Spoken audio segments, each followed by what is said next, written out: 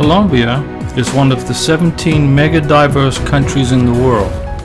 This is due in part to the exceptionally high number of birds that live in this part of the continent, South America. A recent study of the list of birds in Colombia showed that the country has 1,954 species.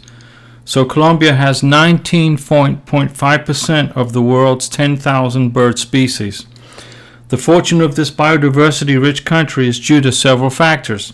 The proximity to the equator, 2 oceans, and Colombia is the only country in South America with 2 oceans, and several ecosystems.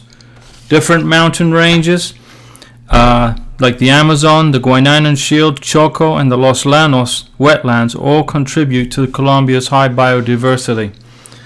The Andean mountain range splits into 3 unique mountain ranges in Colombia, and this creates a diverse inter-Andean valley, a paramoss, and Andean forests with unique characteristics depending on the range and the slopes. The Sierra Nevada de Santa Marta is recognized as one of the irreplaceable places on the planet, and birds live there. This mountain range is located on the Caribbean coast.